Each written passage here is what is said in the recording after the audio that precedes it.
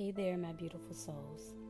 Welcome back to Thriving Beyond Trauma, where we dive deep into healing, recovery, and self-empowerment.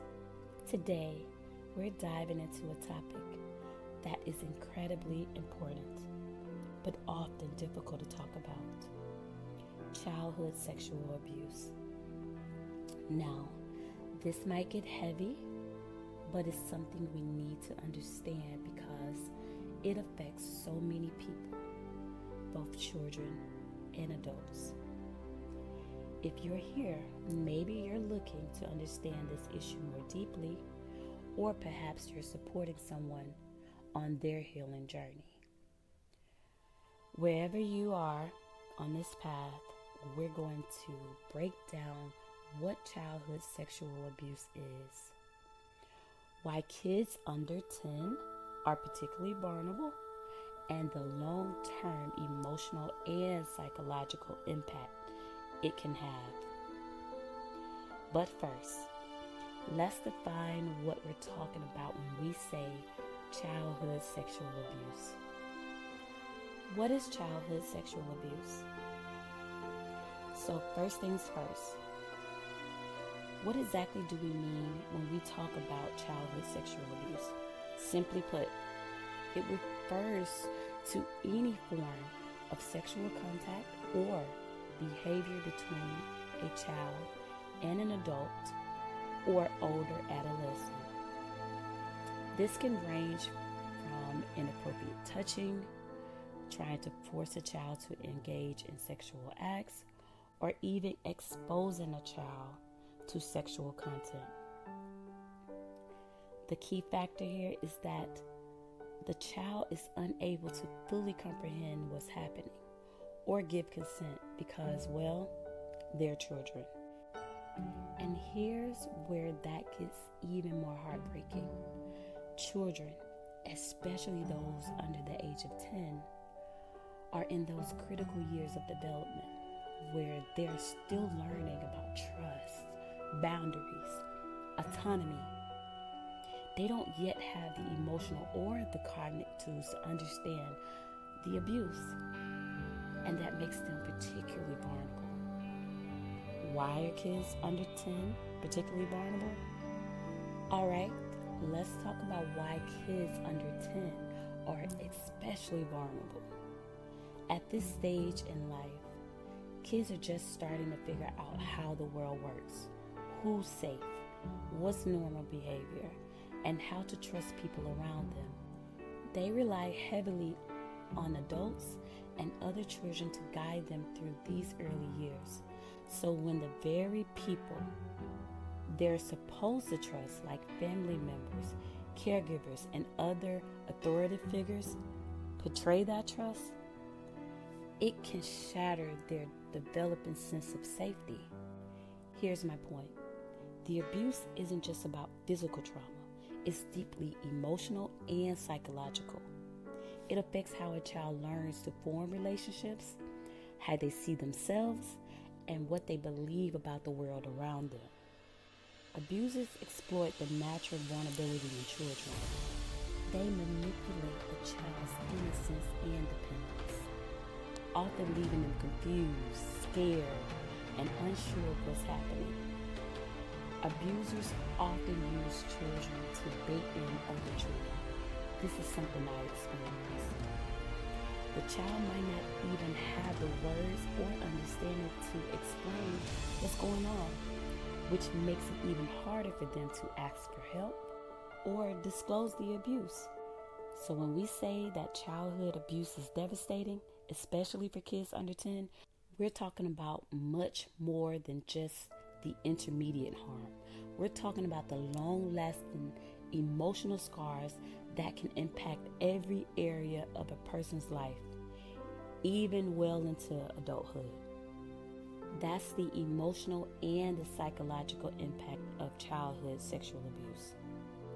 Now, let's talk about the emotional and the psychological impact this kind of trauma can have on a child, particularly one under 10. First off, when a child is sexually abused, they often feel a mix of confusion, fear, and even guilt. They might think, was this my fault? Or did I do something to deserve this?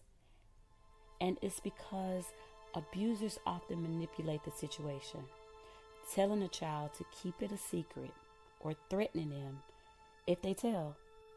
This fear can grow into shame and self-blame. The point is, children don't have the capacity to understand what's happening. And without the right support, they internalize the abuse, often blaming themselves instead of the abuser. Fear becomes a constant presence. These children often develop anxiety, feeling unsafe in environments that should provide comfort. Trust issues start early. If an abuser was a trusted adult, it's even harder for a child to trust others, including future caregivers, friends, or even themselves. How does this affect relationships later on? As these children grow up, many struggle with forming and maintaining healthy relationships. Why? Because childhood sexual abuse teaches them to question who's safe and what's real.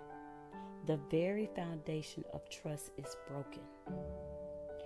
For some survivors, this shows up in two common ways. 1, avoiding relationships entirely. They might shut people out, building emotional walls to protect themselves from being hurt again. Or 2, overdependence in relationships. On the flip side, some survivors might become overly dependent on others, desperately seeking validation or love that they never felt as children. Both of these extremes can lead to unhealthy relationship patterns, from staying in abusive relationships to struggling with deep loneliness and isolation. Now is the role of guilt, shame, and self-blame. Now let's talk about something that breaks my heart every time I hear it. The guilt, shame, and self-blame that survivors of childhood sexual abuse often carry. Even though it's absolutely not their fault, many survivors internalize this belief that they did something wrong. Why does this happen? Well, as children, they might have been manipulated by the abuser into believing that they were responsible for what happened. The abuser might have told them things like, "This is our secret," or "No one will believe you," which add layers of confusion and guilt. And guess what? The guilt and shame can follow a person well into adulthood, shaping their self-esteem and sense of self-worth. They may struggle with feeling like they deserve good things or healthy relationships because deep down they feel like they're damaged. I know survivors often carry a heavy emotional burden, but it's important to know that healing is possible. With the right support, they can begin to let go of that guilt and realize it was never their fault. How does childhood sexual abuse affect the brain? Let's switch gears a little and talk about the brain. Because childhood sexual abuse doesn't just affect emotions. It actually impacts the developing brain in profound ways. When a child experiences trauma, the brain is constantly in fight or flight mode. The part of the brain that handles fear and stress, called the amygdala, becomes overactive. This can lead to heightened anxiety, hypervigilance, and a constant sense of danger, even in situations where they're actually safe. The hippocampus, which is responsible for memory and emotional regulation, can also be affected. Childhood sexual abuse can cause changes in how memories are processed, sometimes leading to flashbacks or difficulties recalling certain events. And then there's the prefrontal cortex, the part of the brain responsible for decision making and impulse control. Trauma in early childhood can stunt the development of this area, which makes it harder for survivors to regulate their emotions and make decisions calmly. All of this can lead to a person feeling on edge well into adulthood, even if they can't always put their finger on why. It's because their brain has literally been shaped by trauma, like coping mechanisms, adaptive versus. So how do survivors of childhood sexual abuse cope with all this?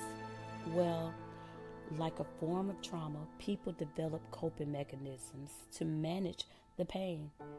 Some are healthy, while others not so much. Let's break it down. Adaptive coping mechanisms, they're the healthier ways people manage trauma. Think therapy, mindfulness, journaling, and building supportive relationships. These strategies often allow survivors to process the trauma in a way that promotes healing. Maladaptive coping mechanisms, these are the more harmful ways people deal with trauma. For example, self-harm, substance abuse, or risky behaviors. While these behaviors might provide temporary relief, they often lead to more harm in the long run. The importance of early intervention. Let's take a moment to talk about the importance of early intervention. If a child can receive support shortly after the abuse, it can make a world of difference in their recovery. This is why it's so important for parents, caregivers, and educators to be aware of the signs of abuse and know how to offer help. Creating a safe environment for children to talk about their experience and seek professional help early can significantly reduce the long-term psychological damage. I do believe healing is possible. All right, we covered a lot today, from understanding what child abuse is, to how it affects a child's emotions, brain development, and relationships into adulthood. But I want to leave you with this one critical message. Healing is possible. No matter how deep the scars go, survivors can reclaim their lives. With the right support, therapy, and self-compassion, they can move beyond trauma and build fulfilling, healthy lives. If you or someone you know is a survivor of child sexual abuse, remember, there's hope, and we don't have to go through this alone. If you found this video helpful, please hit the like button and subscribe for more content on healing and mental health. And remember, you're not alone. Healing is a journey. You are stronger than you think. Until next time, take care of yourself, and I'll see you in the next video.